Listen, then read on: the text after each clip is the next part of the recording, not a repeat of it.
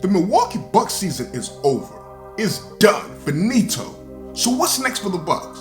What's next for this team that has a bona fide superstar in Giannis Antetokounmpo? How can they reach the finals or potentially even make a championship out of this squad? Or do they have to just go ahead and blow this whole thing up? Is it time to trade Giannis? I don't know, man, but I know one thing for sure. They're on the clock. I said it before the playoffs started. I did not think that the Milwaukee Bucks, as currently constructed, were going to even make the finals, let alone win a championship. And we know that's what Giannis wants. Listen, the summer 2021 is right around the corner. And they've got to make some decisions, and they got to make some moves. Not in the future. I'm talking about this offseason. And I think that there's a possibility, a potential for the Bucks and a couple of trade ideas I want to discuss in this video to be able to get a situation where you can bring a third star to not have to blow up Giannis, not have to get rid of him, and not even have to necessarily get rid of Chris Middleton, but that you can add a third star to this core to potentially get them to that finals. Listen, the Eastern Conference next year, it's not getting any easier. You got Kevin Durant and Kyrie Irving who are coming back. They're going to be healthy. The Nets are going to be there. You got to look at the Miami Heat who are going to be better next year. Listen, Boston's not going anywhere. Toronto's not going anywhere. These teams here are going to be good. You're talking about potentially 5 legitimate contenders next year in the East. So the Bucks got to get ahead of the game. And on this episode here, we're going to be discussing 2 trade opportunities that I think the Bucks have to make. One of these they got to make to be able to keep Giannis in the Milwaukee Bucks uniform. But listen, make sure to stick around to the end of this video because I'm also going to be previewing tonight's Game 7. Game 7, the barn burner between the Toronto Raptors and the Boston Celtics. Listen, this game right here, the series, first of all, Game 6 was probably the best game of the entire playoffs. And we get a treat for Game 7? Man, let's get into it. Are you ready? Welcome back to Journey of a Ballaholic, the best talk show, basketball addicts. I'm your host, General Hannibal X. Now, if you're new to the channel, here we're going to be getting my passionate and in-depth analysis on the hottest NBA and college basketball topics. Listen, I'm a ballaholic, absolutely addicted to basketball, and just like everybody, I have my own opinions. But if you like opinions that are backed by facts, go ahead and hit that like button. Make sure you subscribe to the channel, but also be sure that you tap that bell notification so that you'll be updated whenever I drop new videos every Monday and Friday at 6 p.m. Eastern Standard Time. Okay, man, this is it. This is the moment that the Milwaukee Bucks franchise has come to a crossroads. Listen, back in the 70s, they had to make a decision. They won a championship with Lou Alcindor and Oscar Robertson, and then they had a decision to make when he decided he wanted to get out of Milwaukee to go to LA. And they made a trade that they haven't recovered from basically until now. So now you're faced with another situation where you got a bona fide superstar. And listen, he wants to win championships, man. Giannis is not there just to be there. Giannis plays and gives it his all almost every single night. And now you're asking this man to come back, do it all over again next year after having the best record in the NBA 2 years in a row. He's about to be basically the back-to-back MVP. You can't expect this man to stay there as the team is currently constructed and you haven't even made the finals. So I think one of the biggest things that the Milwaukee Bucks have to do if they want to take that next step, number one is Giannis has to improve. This offseason, Giannis yourself, he's got to look himself in the mirror and he's got to get better. The 3-ball, the mid-range, the post-game, he's got to improve in one of those aspects. Having Giannis at the top of the key trying to break down the defense, that's not going to work in the postseason. Listen, during the regular season, he was averaging like 29 points a game. During the postseason, he's under 27 points for the playoffs.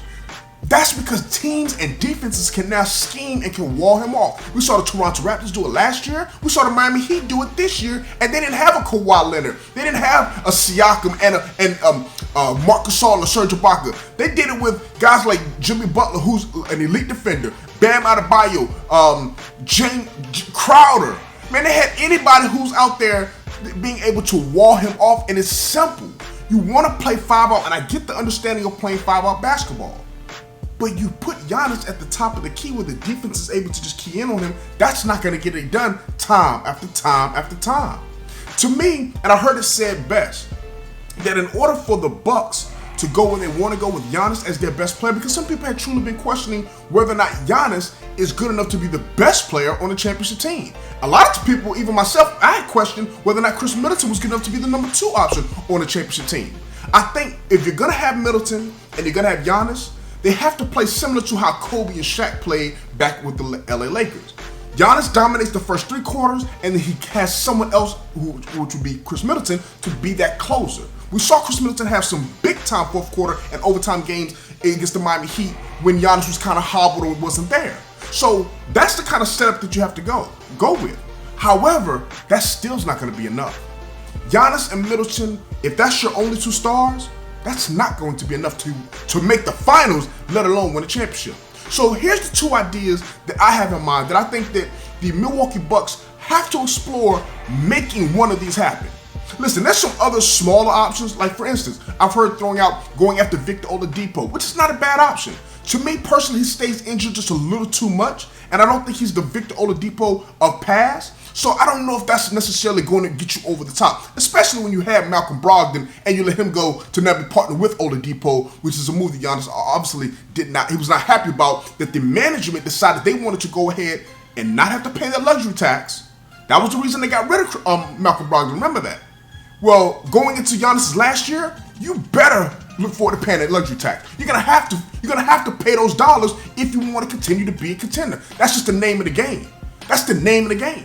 So the first trade option that I think that the Milwaukee Bucks have to look to explore is a trade for Chris Paul. Listen, to me, Chris Paul did an amazing job with the Oklahoma City Thunder. In the playoffs, he wound up averaging 21 points, 7.4 rebounds, and 5.3 assists on 49% shooting from the field, also 37% from deep. Listen, Chris Paul, to me, is one of the most clutch players in the game. And I think Chris Paul, if you bring him over, a trade with Milwaukee will look similar to this, where the OKC Thunder would get Eric Bledsoe, DiVincenzo, then we get DJ Wilson, as well as the expiring contracts of Ilyasova, as well as Robin Lopez, but they're going to also get the Bucks' 21 first-round pick. This right here would create a situation where the Milwaukee Bucks would have a starting 5 lineup of CP3 at the 1. You got Wesley Matthews at the 2, Chris Middleton at the 3, Giannis at the 4, and then you still have Brook Lopez at the 5. See, Brook Lopez allows them to be able to space that floor. And then if you've got Chris Paul who can now create shots for Giannis, oh man, now we're talking. Now we're talking, because now it takes the pressure off of Giannis to have to do everything. Chris Middleton, he can, like I say, he's an ISO scorer. He's a guy that can get his own shot, but really, you really want him kind of being almost like the Klay Thompson, kind of like the Ray Allen of that Boston Big Three. You want him kind of moving off the ball. And Chris Paul, if you put the ball in his hands, he's going to make Giannis better, and he's going to make Chris Middleton better. This team right here, the Bucks, would be an absolute, without question, an NBA title contender if they make that happen. And once again, what are the Oklahoma City Thunder's reason for doing that? Well, Chris Paul, like I said, he was a stopgap. He was never meant to be the future. The future over there was Shai Gilgeous-Alexander and the rest of those young boys. So if you bring in over a DiVincenzo, if you bring over a DJ Wilson, even like I said, an Eric Bledsoe, now you get some younger guys that can kind of help the Shai Gilgeous-Alexander, the Crowder, the Schroders. You can help these young guys to be able to continue to try to fight for a playoff spot, and they auditionally would get that pick. But here's another trade that I think that the Milwaukee Bucks have to consider making. This trade right here is going to be a little outside of the box from what the mainstream has really been reporting on. But how about this, for example?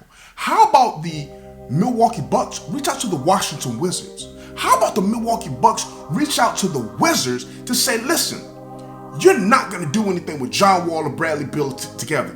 That will never work in the Eastern Conference. I don't care what conference. In the NBA, that duo right there is going to struggle to make the playoffs. At best, if John Wall comes back to being what he was, the Wizards are what? A 6-7 seed at best? That whole situation in Washington has to go.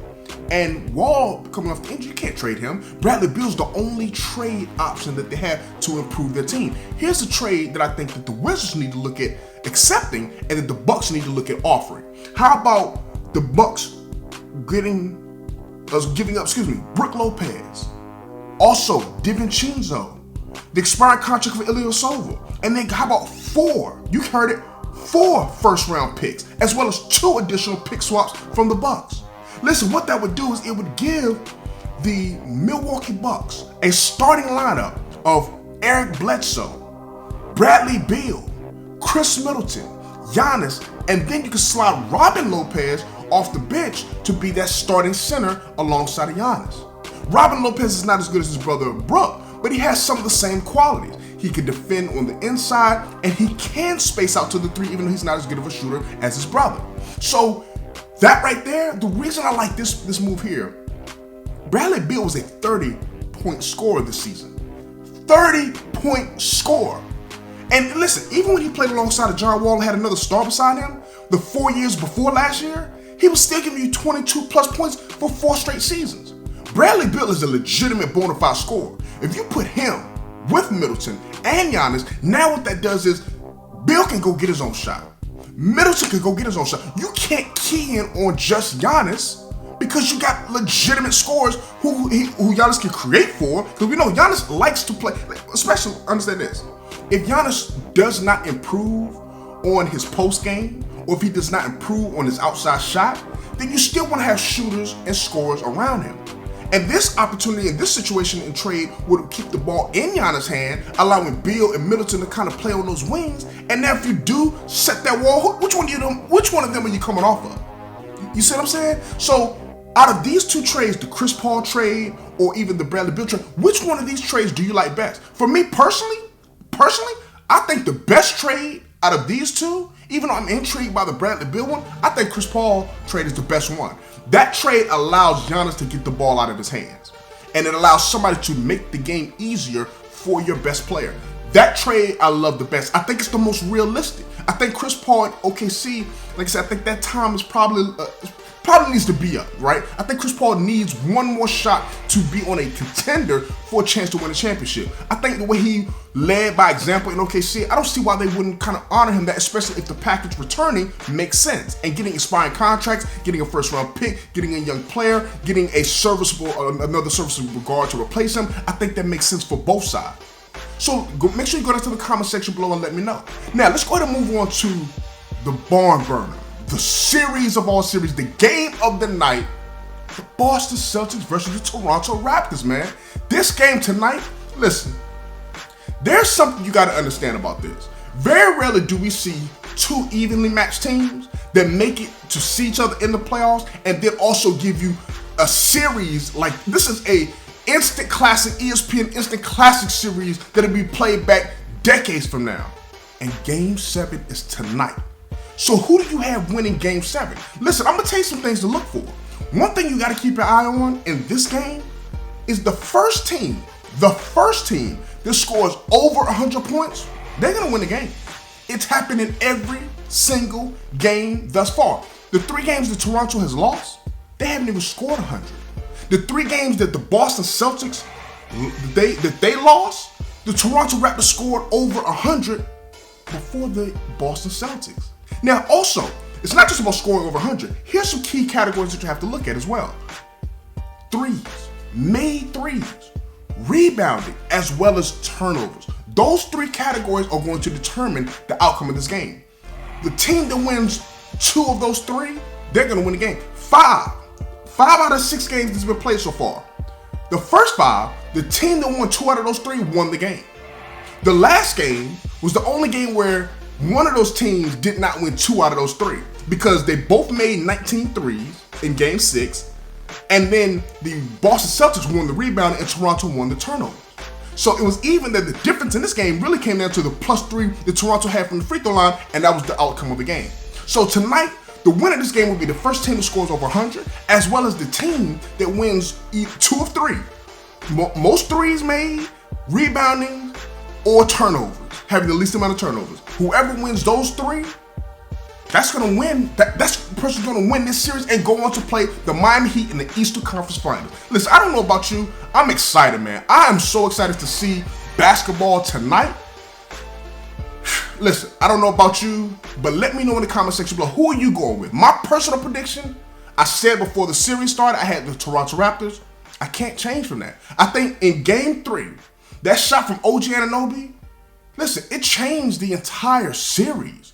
Sometimes, man, it takes one shot that propels the team. We saw that last year with Toronto in the second round, ironically. That Game 7 shot to win the series that bounced 3 or 4 times, sometimes a somewhat lucky shot is needed to advance.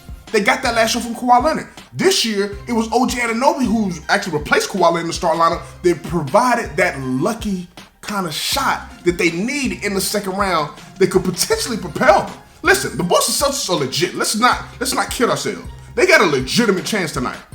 But I'm going with the Raptors, man. They're the more experienced team. To me, they are the deeper team.